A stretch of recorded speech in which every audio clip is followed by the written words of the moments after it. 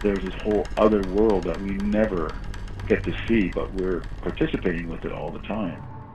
I'm saying it's there, it exists, and I want to photograph it. This is an artist in a time that have come together in a very powerful way. He is the artist that personifies the environmental issue more than anyone I know in the world.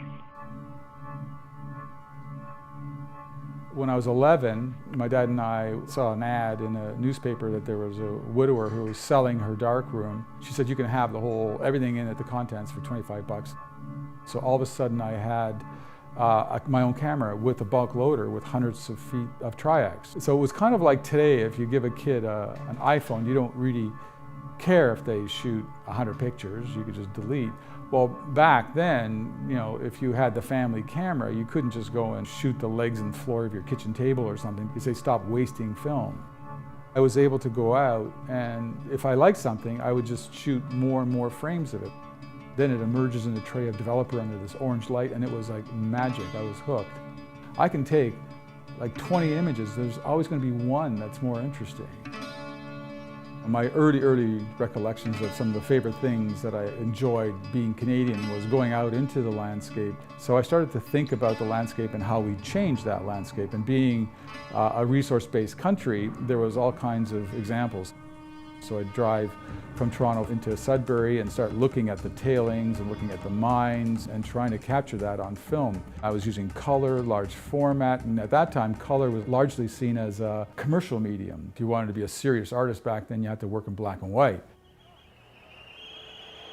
This is something that we're engaged with. We can't have these cities and we can't have this lifestyle without incursion into that landscape to get the materials.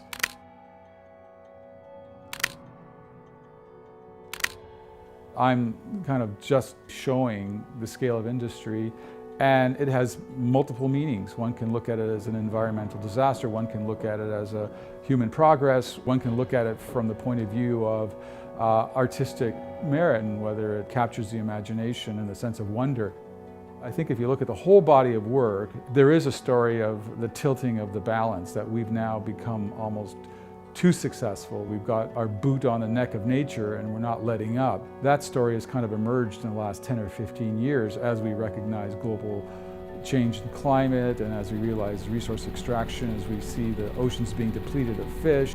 So all these things are now coalescing to point to the fact that 7 billion human beings on the planet is having a consequence. These are still little snippets of a big thing, yeah. China was like that too. There's no way you can actually comprehend the scale of China, but you can kind of make a feeble attempt with a frame,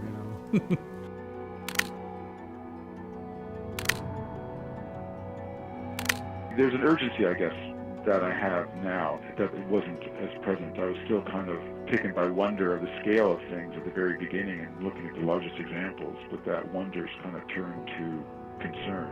Well, how are we going to stop, being who we are?